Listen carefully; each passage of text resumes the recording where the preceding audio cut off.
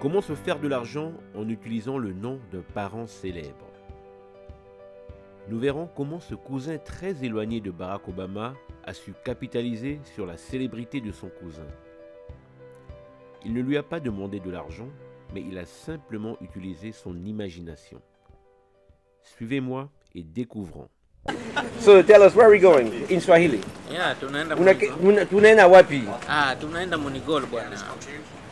Ok, on va aller voir les origines irlandaises de Barack Obama dans un village appelé Moneygall. Aujourd'hui c'est dimanche, nous allons à Moneygall. Moneygall est un petit village irlandais inconnu du public jusqu'au jour où un certain Barack Obama s'y est rendu. On parle souvent des origines kenyanes du président des États-Unis Barack Hussein Obama, mais on oublie souvent de mentionner que du côté de sa mère, il a des origines irlandaises. Son arbre généalogique indique que son arrière-grand-père habitait dans un petit village appelé Moneygall.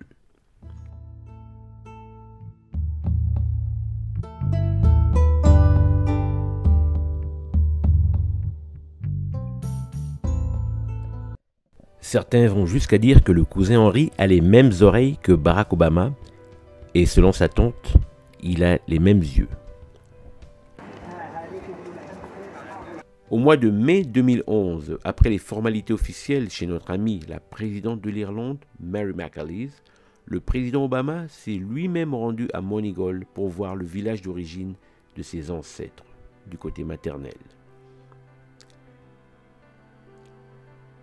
Il a passé du temps avec le cousin Henry. Maintenant, tout le monde le connaît, ce cousin Henry. Moneygall est à 1h30 de route de Dublin.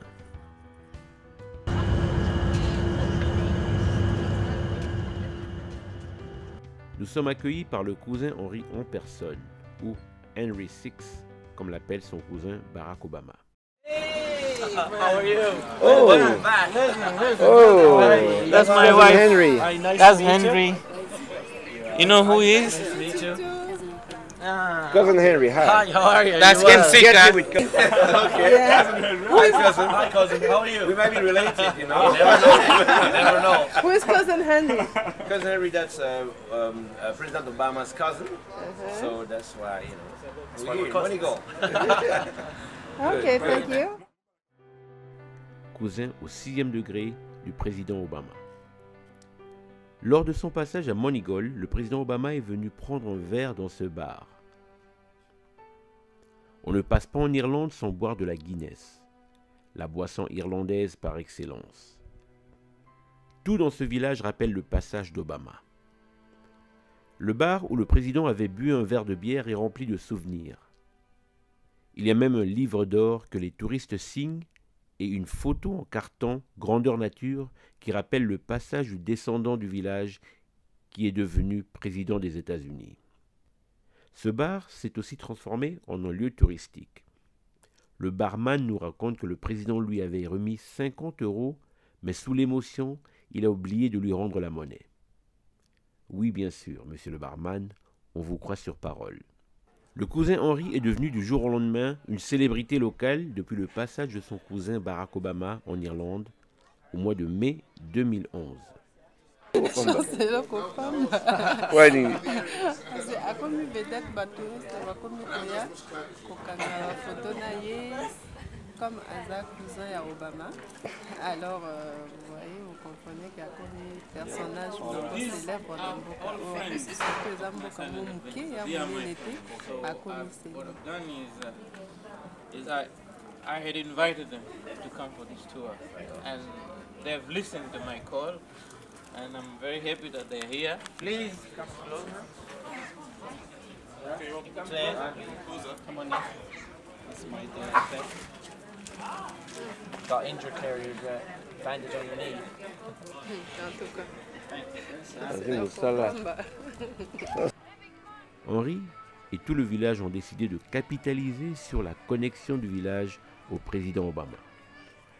Désormais, le village est un lieu touristique où beaucoup d'excursions sont organisées. Il y a même un livre qui explique la généalogie de la famille. 5 € le livre, soit $6,14. on ne perd pas le nord à Monigol.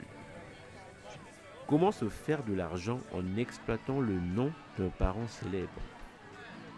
Certains vendent de la nourriture, d'autres organisent des jeux pour enfants, bref, c'est la fête au village. Tout le monde fait jouer son imagination. Le cousin Henri lui-même accueille les visiteurs et reste disponible pour répondre aux questions concernant son cousin lointain. Rien n'est laissé au hasard et tout le village y trouve son compte.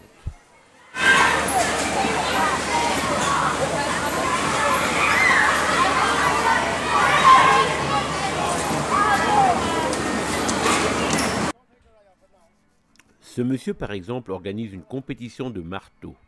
Il s'agit d'enfoncer le clou dans une bûche en utilisant le moins de coups possible. Lui-même en détient le record. 5 coups pour enfoncer le clou. Enfin, pourquoi pas? Bref, avec un peu d'imagination, tout le village s'est mobilisé pour se faire un peu d'argent. 5, 6, 7, 8. Congratulations.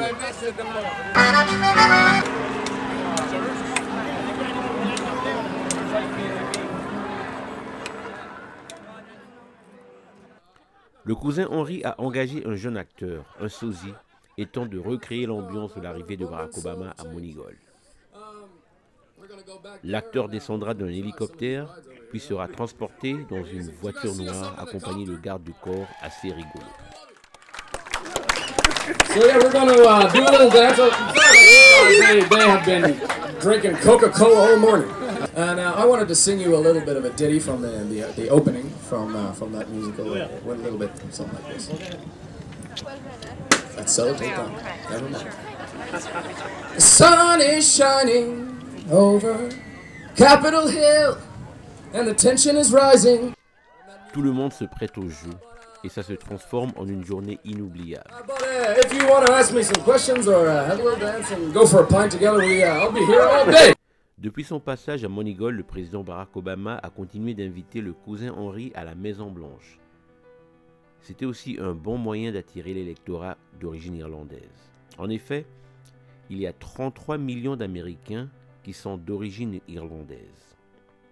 D'ailleurs, le président Joe Biden aussi a des origines irlandaises. Son arrière-arrière-grand-père a quitté l'Irlande en 1850 pour chercher une vie meilleure en Amérique.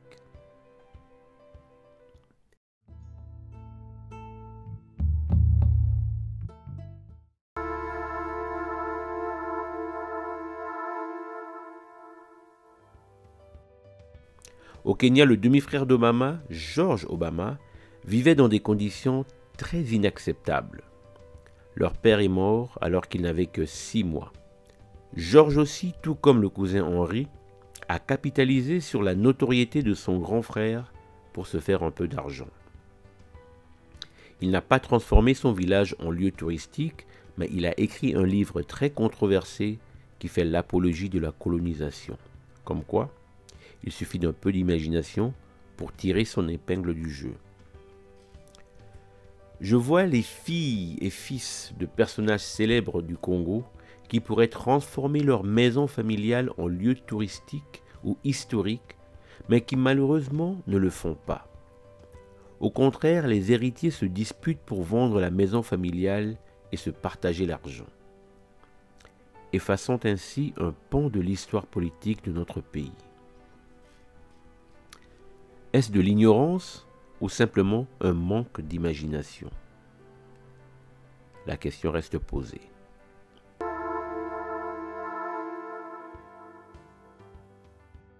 Idée. Un circuit touristique qui raconterait l'histoire des premiers politiciens congolais. Où pourrais-je visiter la maison de Patrice Lumumba, de Kasavubu ou de Mobutu par exemple? Pourquoi ne pas organiser un circuit touristique, politique et historique qui raconterait l'histoire politique de notre pays dans les années 60?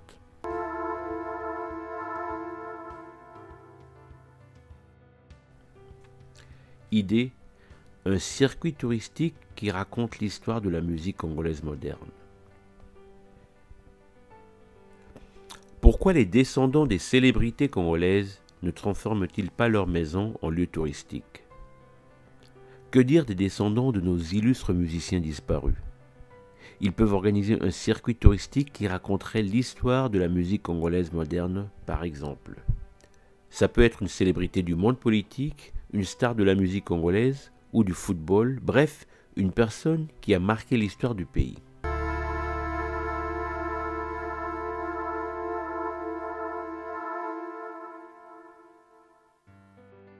Ceux qui, comme moi, ont visité la maison de Nelson Mandela à Soweto comprendront de quoi je parle. Lorsque vous visitez la maison de Nelson Mandela à Soweto, on vous apprend qu'il habitait sur la même rue que Desmond Tutu.